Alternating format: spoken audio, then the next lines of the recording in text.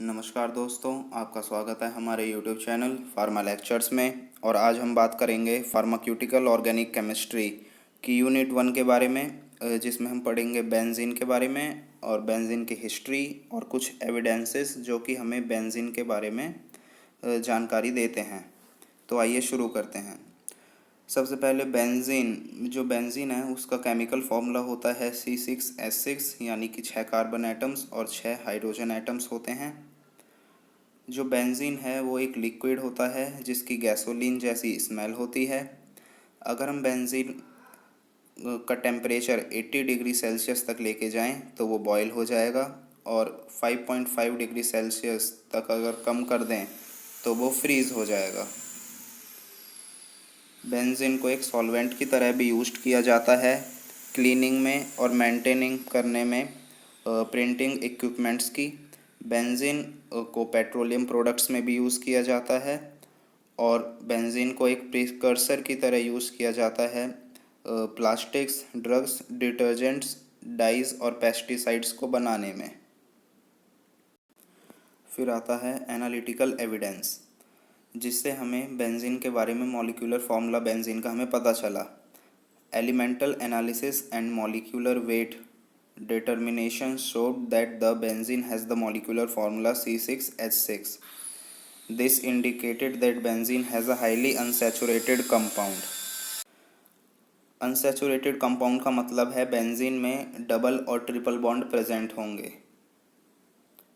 Next है synthetic evidences, मतलब कि जो स्ट्रेट चेन है स्ट्रक्चर बेंजीन का वो पॉसिबल नहीं हो सकता, और जो बेंजीन है उसे अगर हमें कंस्ट्रक्ट करना है तो रिंग की फॉर्म में कंस्ट्रक्ट करना पड़ेगा, और जिसके अंदर डबल या ट्रिपल बॉन्ड्स ज़रूर होने ही चाहिए।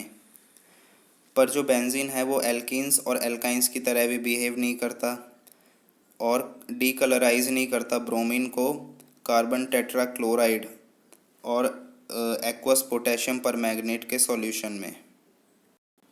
फिर आते हैं कुछ दूसरे एविडेंसेस ऑफ साइक्लिक स्ट्रक्चर, जिनसे हमें ये पता चला कि बेंजीन का स्ट्रक्चर साइक्लिक होना चाहिए। पहला है सब्स्टिट्यूशन ऑफ बेंजीन। जो बेंजीन है वो रिएक्ट करता है ब्रोमीन के साथ एक कैटलिस्ट की प्रेजेंस में, फेरिक ब्रोमेट FeBr3, और फॉर्म करता है मोनोब्रोमोबेंजीन, जिसकी कोई आइसोमेरिक फॉर्म नहीं होती। जो C6H5Br है वो ऑब्टेन्ड होता है जब एक हाइड्रोजन एटम रिप्लेस होता है ब्रोमीन से। सिमिलरली क्लोरोबेंजीन फॉर्म होता है C6H5Cl, और उसी तरह नाइट्रोबेंजीन भी फॉर्म होता है C6H5NO2 जब एक हाइड्रोजन एटम रिप्लेस होता है क्लोरीन से और यहाँ पे नाइट्रोजन से। इसका मतलब ये है कि जो सारे एटम्स 6 हाइड्रोजन एटम्स प्रेजेंट होते हैं बेंजीन में वो सभी इक्विवेलेंट होते हैं, एक जैसे होते हैं। अगर 6 में से कोई एक भी हाइड्रोजन एटम रिप्लेस हुआ और उसकी जगह आके दूसरा एटम अटैच हुआ तो सेम ही प्रोडक्ट हमें मिलने वाला है। नेक्स्ट है एडिशन ऑफ हाइड्रोजन। जो बेंजीन है वो हाइड्रोजन के 3 मोल्स ऐड करता है एक कैटलिस्ट की प्रेजेंस में, निकल कैटलिस्ट की प्रेजेंस में, और साइक्लोहेक्सेन फॉर्म करता है। इससे हमें ये पता चला कि जो साइक्लिक स्ट्रक्चर है बेंजीन का वो होना चाहिए, और जो स्ट्रक्चर है बेंजीन का उसके अंदर 3 डबल बॉन्ड्स होने चाहिए जो कि एडजेसेंट कार्बन एटम्स के बीच में प्रेजेंट होंगे। मतलब एक सिंगल बॉन्ड, एक डबल बॉन्ड, फिर सिंगल, फिर डबल। नेक्स्ट है कैकुलेज स्ट्रक्चर ऑफ बेंजीन।